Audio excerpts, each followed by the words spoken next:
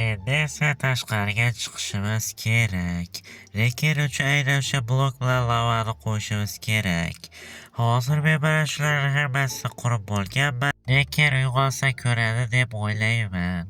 Hozir biz mana bu yerga ham buni qo'yishimiz kerak, lekin bu yog'ini ham to'g'irlashimiz kerak menimcha. Ha, mana shularni ham to'g'irlashimiz kerak.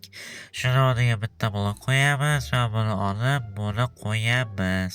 Mana buni ham qo'yib qo'ydik. Menimcha endi anchagina yaxshi bo'ldi deb o'ylayman. Menimcha ham endi anchagina yaxshi bo'ldi. O'zi ertalab ham tushib ketgandir.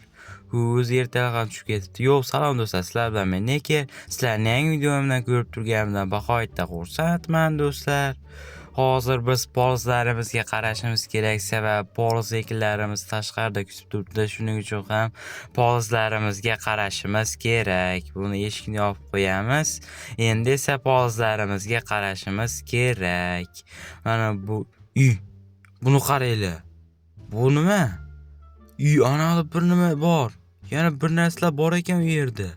Nima bo'lishi mumkin? Bitta blokni olib turishimiz kerak. Mana endi bu yerga qo'yib qo'yamiz. Suvni yo'qotishimiz uchun uy. Buni qaranglar. Bu nima bo'lishi mumkin? Buni kim qurib ketgan bo'lishi mumkin? Buni qaranglar. Bu juda ham shubhali. Lekin avval birinchi poliz ekinlarini yig'ishtirib olishimiz kerak. Mana bularni hammasini yig'ishtirib olamiz. Bularni ham hammasini yig'ishtirib olishimiz kerak. Mana bularni ham hammasini yig'ishtirib oldik. Endi bu kartoshkalarni ham ekib qo'yishimiz kerak. Mana bularni ham ekib qo'yamiz. Bu yerda bitta qolib ketibdi. Buni ham olamiz. Endi bularni ekib qo'yishimiz kerak.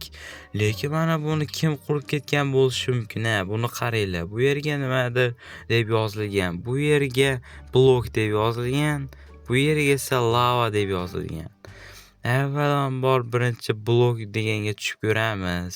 Ichini ko'rmasak bo'lmaydi. Bu yerda mana bunday skeletlar bor va mana bunday narsa bor. Bu juda ham shubhali. Buni qaranglar. Bu yerda esa chiroq bor. Bu juda ham shubhaliga o'xshab ko'rinyapti lekin. Bu yerda ham bir nima yozilgan, lekin mana bu yerda ham bir narsa bor ekan.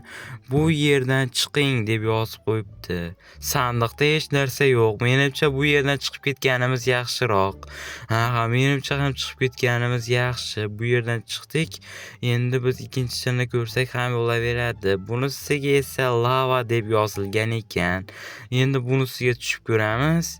Mana tushib ko'ramiz. Bu yerda ham mana shunday. Bu yerda ham mana shunday, hammasi bir xil-ku. Bu yerda ham nega bunday ekan? Bu juda ham shubhaliga o'xshab ko'rinyapti lekin. Bu yerga esa Neker uchun deb yozib qo'yibdi.